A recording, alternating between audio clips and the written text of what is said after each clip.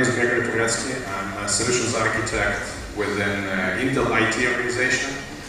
And what I'm going to talk about is really our experience with cloud adoption, with OpenStack adoption, and plans to introduce more of the cloud environment into internal use within IT, within Intel. Right, so I'll talk a little bit about what we are doing with cloud, what we plan to achieve, and share some experience with this work. First of all, talking about Intel IT, right? Intel is a big organization. We have over 100,000 employees worldwide. Within IT, we have 6,500 employees in different places, not in Israel. And we support 68 data centers in different places, large amount of devices connected within those data centers and outside.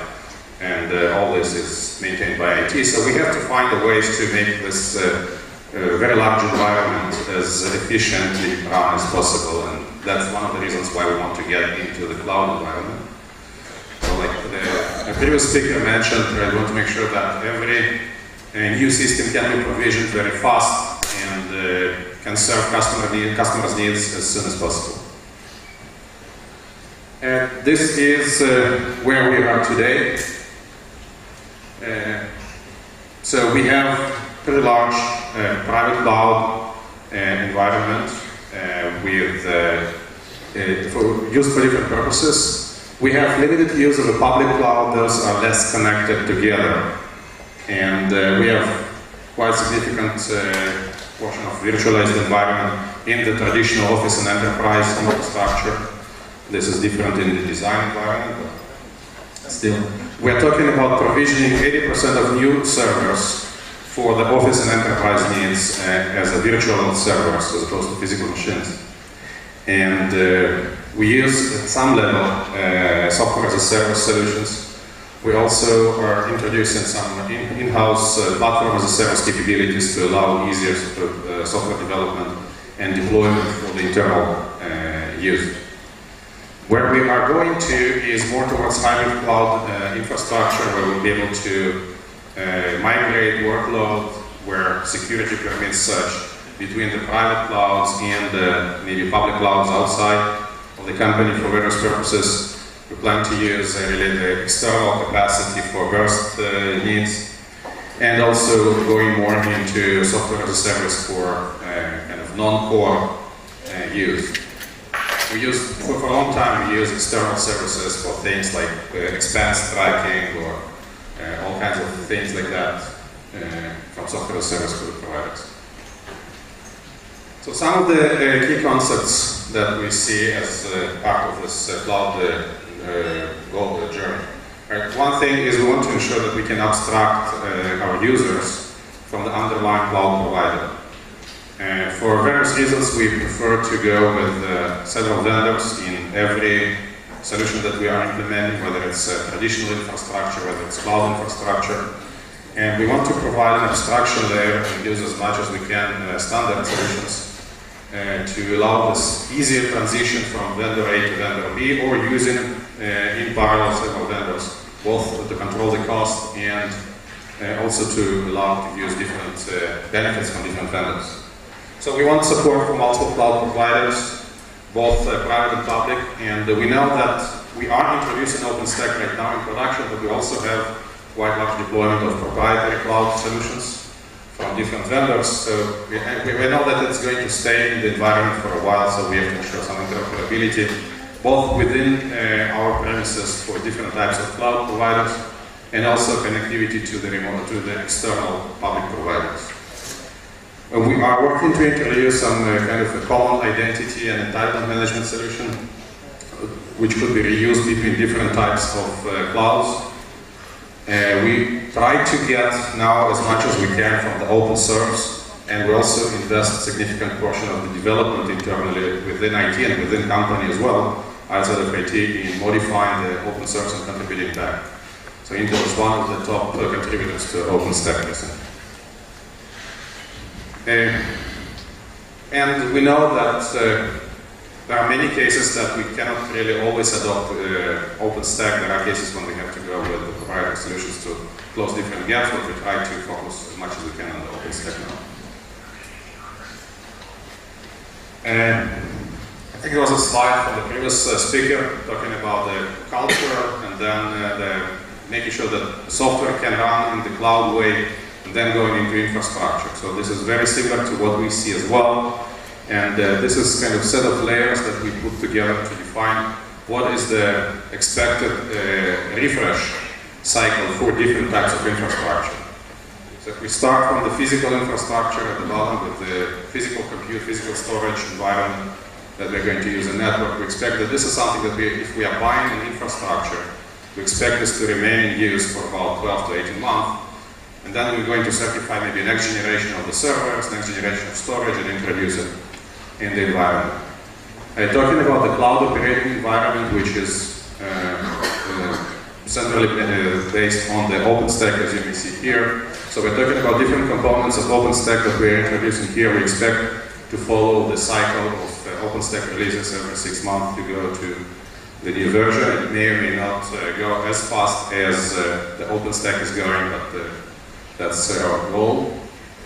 And we definitely do different things. Some of the things we take from the outside, we modify things and contribute many of them back to the open source, but there are things that we are not contributing for various reasons and keep them internal development.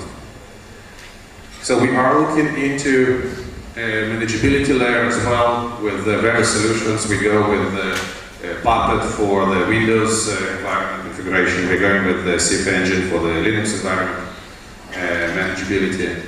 We're looking into the watchers like Nagios and others and so on. And work also on the GUI and API development for the integration and providing the self-service capabilities for our end users.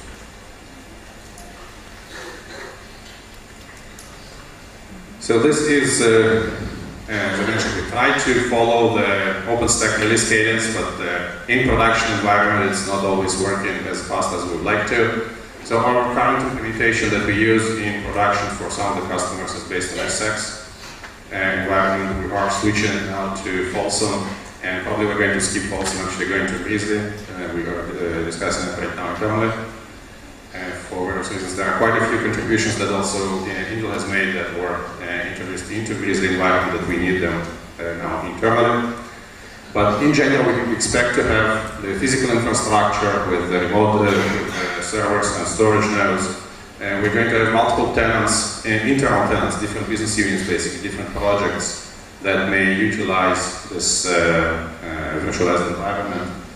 And we have to ensure different levels of protection and separation between those tenants. So it's kind of similar in any case to what I said, the public public cloud providers. Maybe with less restrictions, but we still have to separate between different internal customers. And this is what we are running right now in this production deployments with the dimensions. So it's based on SX, using Nagios for the monitoring, using Puppet for the configuration management, and so on. Obviously, Intel Xeon servers.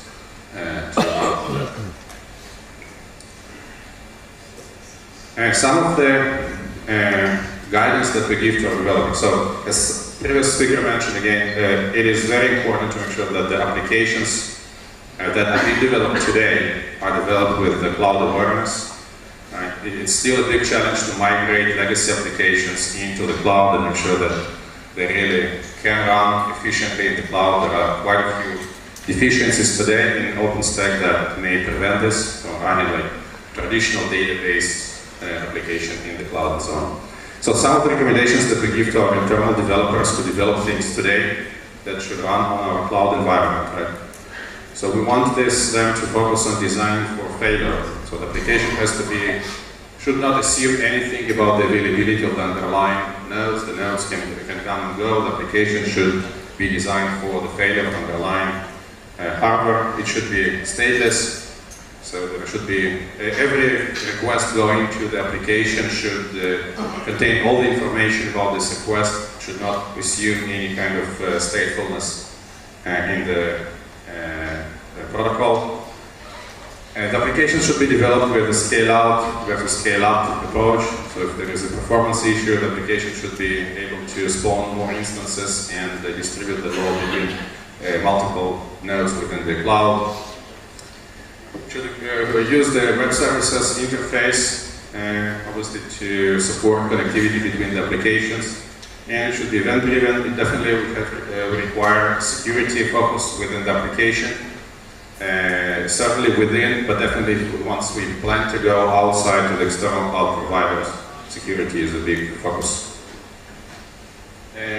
And one thing that is related to this is really the operation model for the cloud environment.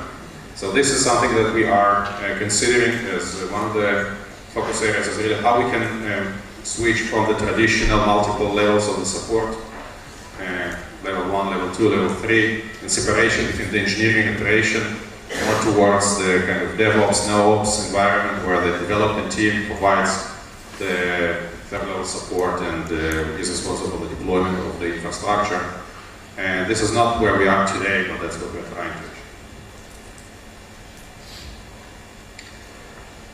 So this were more guidelines for the new applications development. But there is a large portion of applications that we have to run that are traditional enterprise applications like database and so on, that require different type of treatment which may not be available today from the OpenStack. And that's one of the gaps that we see now. That's one of the gaps we are trying to address as part of our contributions to the OpenStack.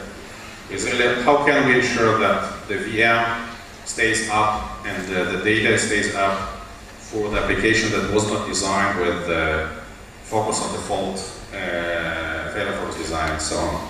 Right, so we are looking into the shared block storage environment, specifically focusing on Ceph as a potential solution to provide shared block storage, right, for boot volumes, for the data.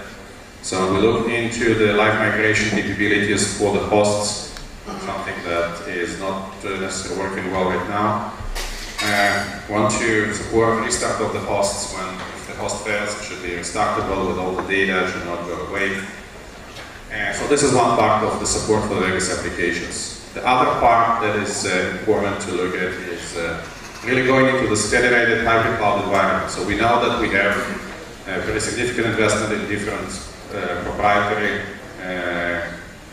cloud solutions today internally. We also have some internal customers who have gone directly and implemented solutions on the external clouds.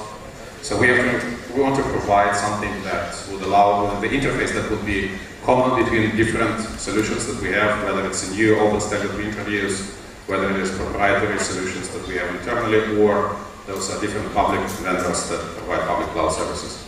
So we're looking into this standard user interfaces. We look into the federation of resources between different cloud providers and some orchestration of multiple instances between different providers as well.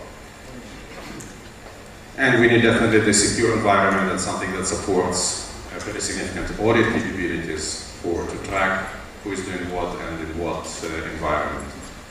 You may find our list on this URL. Different findings. So to summarize what we've done so far, right, so what we want to achieve is really this federated, interoperable, and open cloud where we can potentially, in the ideal state, migrate workload between different types of clouds, whether it's OpenStack, whether it's proprietary, whether it's external.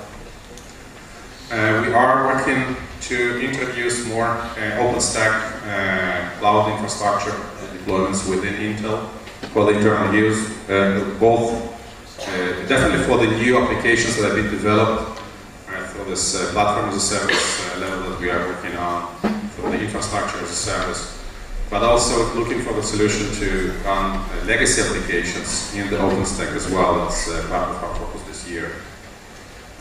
We call it, our focus right now is on this hybrid environment. We expect this eventually to become just a cloud, right? It's the whole matter of cloud that we should not think where the workload runs. It may run in Amazon, it may run anywhere else, it may run internally, but so that's our vision of the cloud. We see a lot of space to contribute, right? So we invest quite significantly within IT and within Intel, beyond IT in the OpenStack, and I think it's very interesting to see the growing community behind OpenStack from outside as well. And if there is any other, especially large enterprise, who is interested to go this journey, it requires significant investment.